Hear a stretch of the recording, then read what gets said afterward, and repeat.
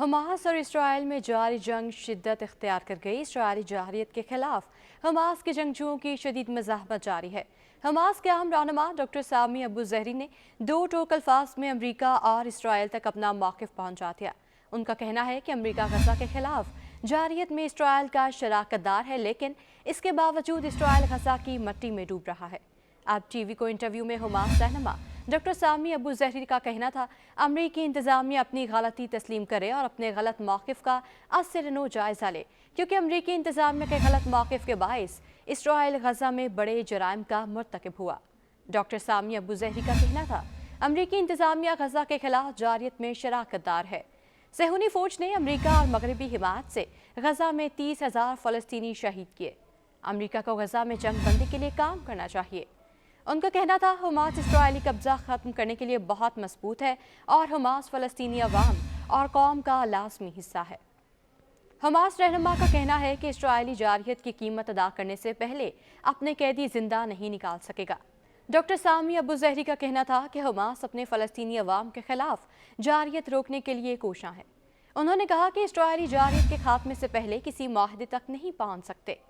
अमरीकी इंतज़ामिया भी जान ले, आज़ादी की तहरीक में हमास अपने लोगों के हकूक़ से दस्तबरदार नहीं होगी। दूसरी जानिब गज़ा पर इसराइल के वहशियाना हमलों को 90 दिन मुकम्मल होने पर हमास ने इसराइली जारियत से मुतालिक इदाद शुमार जारी कर दिए हैं।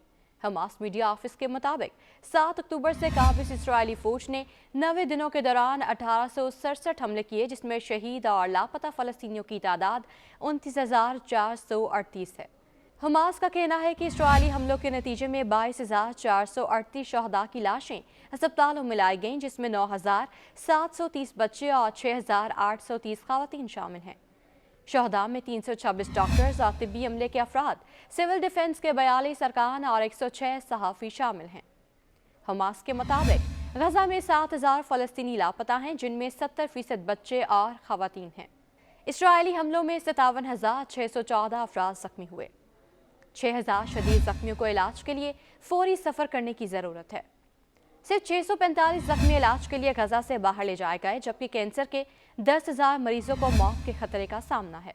हमास मीडिया की जानिब से जारी दादो शुमार में बताया गया कि सेहत के 99 एहलकार गिरफ्तार और 10 सहाफ़ी हिरासत में लिए गए। हमास के मुताबिक गज़ा में इसराइली हमलों में 19 लाख अफराद बेघर हो गए। 3,55,000 अफराद नकल मकानी के नतीजे में मुतादिद बीमारियों से मुतासर हुए, जबकि इसराइली फ़ौज ने 130 सरकारी इमारतें, 93 यूनिवर्सिटियाँ और स्कूल तबाह किए हैं। 292 स्कूल और यूनिवर्सिटियाँ जुज़वी तौर पर तबाह हो गए हैं।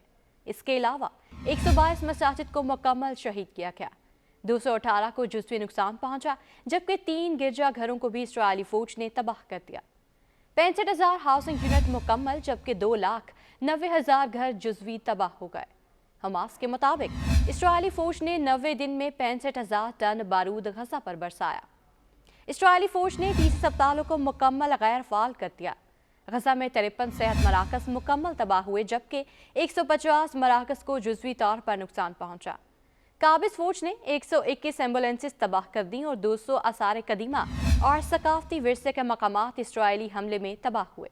उधर अक़वाम मुत्तहिदा के इंसानी हकूक़ कमीशन के सरबराह मार्टिन ग्रिफ्टिस का कहना है, इसराइली फ़ौज की मुसलसल बमबारी से गज़ा रिहाइश के काबिल नहीं रहा। मार्टिन ग्रिफ्टिस का कहना है कि 7 अक्टूबर के होलनाक हमलों के बाद गज़ा मौत और मायूसी की जगह बन चुका है। गज़ा के शहरी अपने वजूद के लिए रोज़ाना ख़तरात का सामना कर रहे हैं।